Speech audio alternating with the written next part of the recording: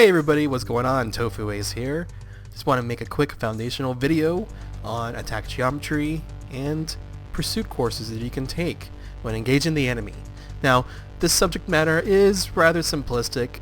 There's probably already a lot of moves that we're doing that we don't even know the name of or don't even think about. It just comes like second nature to us, right? Instinctually. So, just want to pump out a quick video going over the basics so we can build upon these and understand more advanced tactics and maneuvers later on in the game. Sit back, enjoy, grab something to drink, and let's get into it. Here we're talking about attack geometry basically.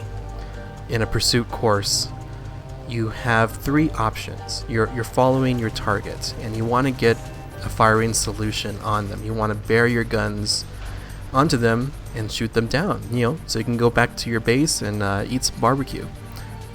As a Texan, this is very important to me, so as long as there's barbecue waiting for me back home, I want to go back there and eat it. So you have three options here: lag, pure, and lead pursuit courses. Lead pursuit is something that we usually do without even knowing the word for it or even understanding why we're doing it to begin with. You're cutting them off at the bend basically. You're flying on the inside of their turn. You're closing distance on them even if they're faster than you, since you're turning sharper and you're on the inside track, so to speak.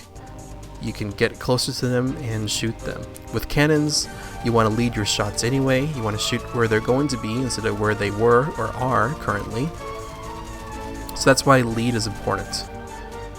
You have to watch out with lead though, because if you keep turning and you never stop, eventually the enemy will be on your tail. They had to travel more distance than you because you're on the inside track, and thus they will get on your 6 and shoot you down, and no more barbecue for you. That's very bad.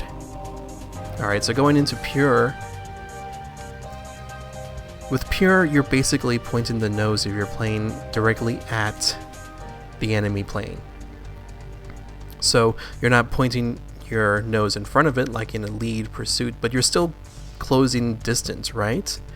Even if they're faster than you are currently and they have more energy than you do, you can still close in the distance because you're making that sharp return.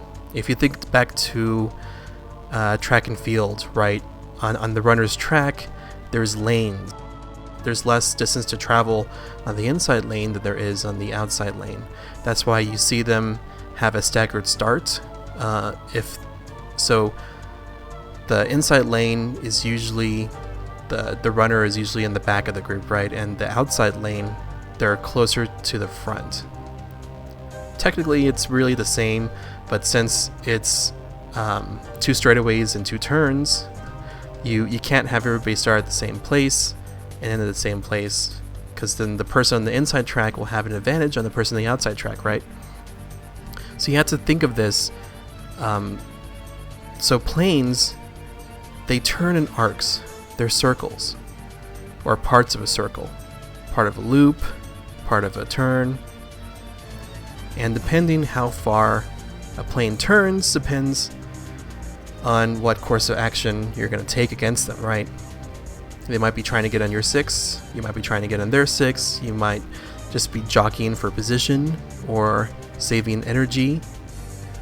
This is why you would try to choose, for example, a lag pursuit course. You're saving energy, you're keeping your speed up, maybe even trying to gain speed, or jockeying for a different position so you can go on the attack later, you get a lead pursuit shot on them and down them and get more barbecue.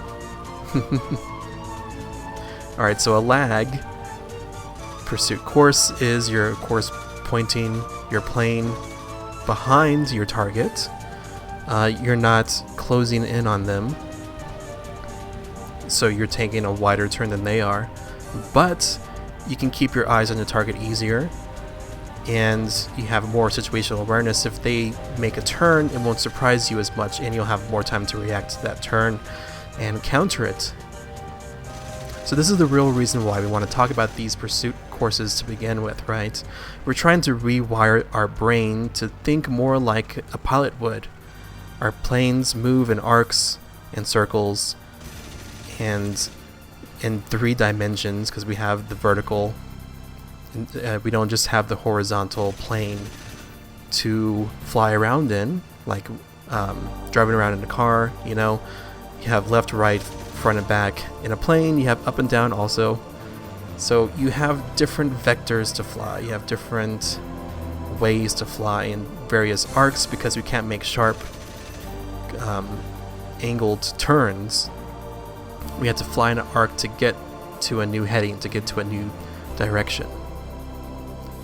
So hopefully this wasn't too boring, and hopefully this was not, you know, trying to be like dumbed down to the point where like, well, why are you talking down to me? You know, this is pretty simple. I know to point my plane in front of the enemy if I want to shoot them down. But there are things that we don't think about. So for example, in Lead and Pure, you can overshoot your enemy, and you don't want to do that. Even if you're flying slower than them, you can overshoot your enemy. And if they're flying faster than you and you turn sharper than they do, they can still get on your 6 even though they're in front of you just a second ago. So these are things that we have to keep in mind, and knowing when to lag and when to lead will enable you to get the shots that you want and the maneuvers to get there. Alright, thank you so much. This was TofuAce. Later.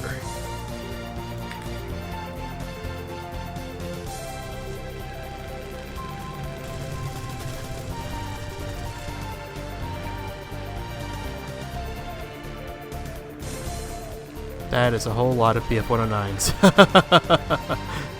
It's a whole lot of everybody. What the heck? Turkey shoot time.